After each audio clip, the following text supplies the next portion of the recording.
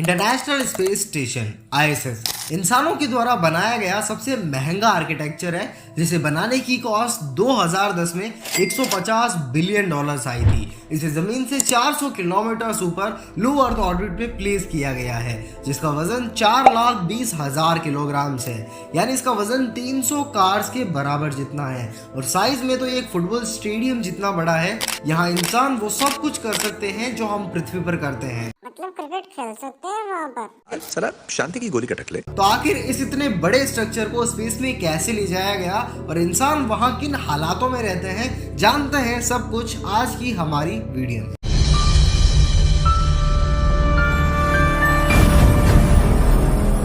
International space station को America, Russia, Europe, Canada और Japan ने साथ मिलकर बनाया है। इसकी शुरुआत यूएस के 40th प्रेसिडेंट रोनाल्ड रीगन ने की थी और बाद में बजट कम पड़ने के कारण नासा ने बाकी स्पेस एजेंसीज के साथ पार्टनरशिप कर ली थी। ISS के इतने बड़े स्ट्रक्चर को कभी भी पृथ्वी पे नहीं जोड़ा गया। इसके अलग अलग मॉड्यूल्स को स्पेस में कॉम्बाइन किया गया था।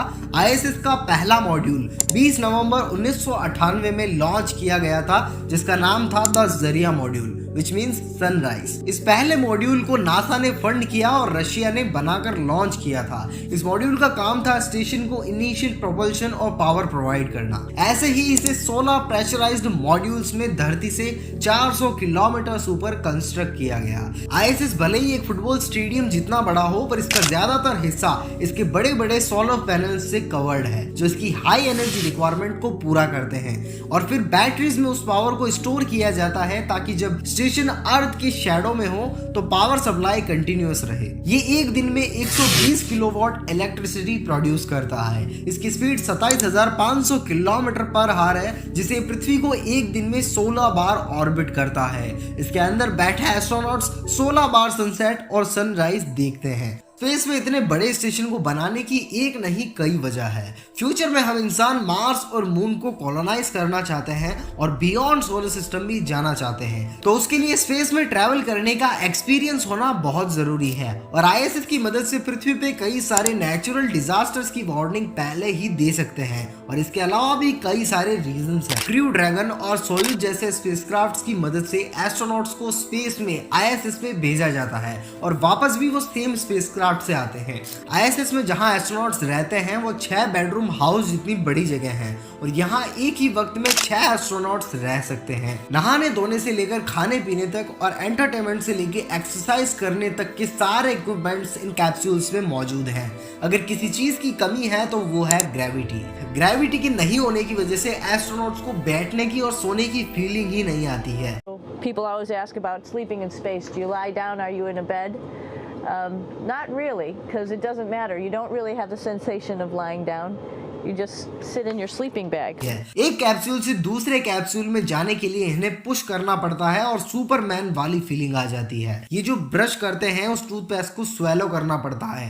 हमारी तरह ये कुल्ले नहीं कर सकते। So, luckily enough, toothpaste, you can do it upside right this way, is sticky, and so it sticks to your toothbrush. No problem.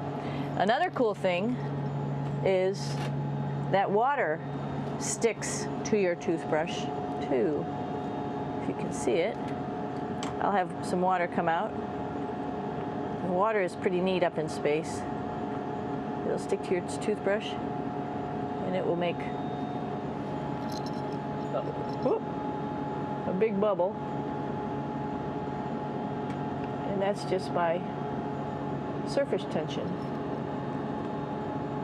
And then you can drink it.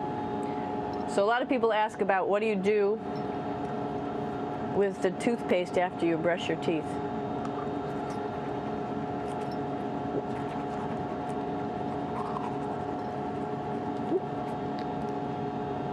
Two options.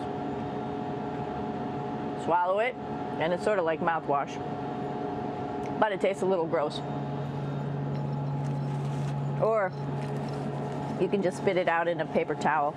and then you don't. और जो washroom ये use करते हैं उस पानी को filter करके वापस पीना पड़ता है। रीजन आपको आगे पता चल जाएगा। 6 एस्ट्रोनॉट्स के 3 वक्त का खाना 6 से 7 महीने के लिए एक साथ भेजा जाता है, यानी 3780 मील्स। सिर्फ 1 किलो खाने को ISS तक ले जाने में $10,000 की कॉस्ट आती है। ये खाना शेफ्स नहीं, नासा फूड साइंटिस्ट रेडी करते हैं। इनको ऐसा खाना बनाना पड़ता है जिसका वेट कम हो और बिना फ्रीज के 6 से 7 महीनों तक स्टोर कर सके और खाने में सारे न्यूट्रिशंस भी मौजूद हो। और फिर खाना बनाने के बाद फ्रीज ड्राइंग टेक्नोलॉजी से खाने को फ्रीज किया जाता है और 97% पानी निकाल लिया जाता है ताकि वेट बहुत कम हो जाए। इन डिशेस को पैक करने के बाद सारी हवा भी निकाल ली जाती है और नासा की सिग्नस स्पेसक्राफ्ट से खाना ISS तक पहुंचाया जाता है। अब बात अगर पानी की करें तो पृथ्वी के मुकाबले सिर्फ 1% पानी को ISS में बैठे एस्ट्रोनॉट्स यूज करते हैं। ISS में हाईटेक वाटर रिसाइकलिंग सिस्टम मौजूद है जो सारे वेस्ट पानी को रिसाइकिल करता है, क्योंकि पानी को डिलीवर करना बहुत कॉस्टली होगा। खाने का वेट तो फिर भी कम हो जाएगा लेकिन पानी का वेट कम नहीं हो सकता। ह्यूमन वेस्ट और इवन पसीने को भी रिसाइकिल करके पीना पड़ता है। अब आप बोलोगे पसीना कैसे निकलेगा?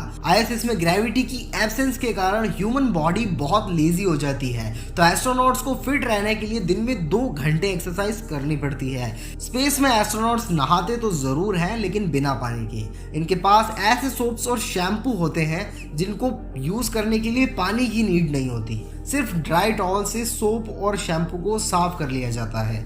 ISS में एस्ट्रोनॉट्स जो ऑक्सीजन लेते हैं वो आर्टिफिशियल होती है, लेकिन इसे अर्थ से डिलीवर नहीं किया जाता बल्कि इलेक्ट्रोलिसिस के जरिए ऑक्सीजन जनरेट की जाती है। एस्ट्रोनॉट्स के सोने के लिए ISS में छोटे छोटे कैबिन्स मौजूद होते हैं जहां वो खुद को स्लीपिंग बैग्स में बंद करके आराम से सो सकते हैं। अगर एस्ट्रोनॉट्स के लिए स्पेस में कुछ काम है तो वो है एक्सपेरिमेंट्स। अर्थ से लाई हुई तरह तरह की चीजों पर यहाँ एक्सपेरिमेंट्स किए जाते हैं और इसके अलावा एस्ट्रोनॉट्स को स्पेस स्टेशन की देखभाल भी करनी पड़ती है और कभी कभी स्पेस स्टेशन के बाहर भी जाना पड़ता है और बाहर जाने के लिए इन्हें स्पेस सूट पहनना पड़ता है, क्योंकि स्पेस में एक ही वक्त पर 250 डिग्री सेल्सियस जितनी गर्मी और -250 डिग्री सेल्सियस जितनी सर्दी होती है। इसलिए ऐसे स्पेस सूट्स बनाए गए हैं जिनमें प्रेशर, ऑक्सीजन और टेम्परेचर मेंटेनेंस का मैकेनिज्म मौजूद है।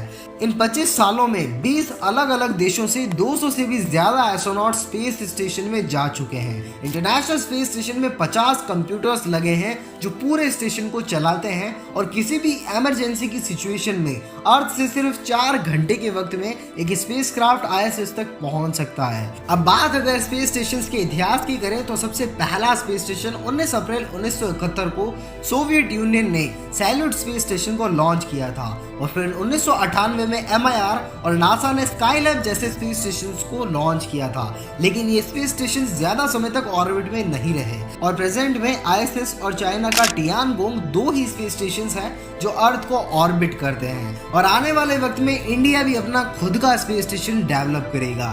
उम्मीद करता हूँ आपको वीडियो पसंद आई होगी।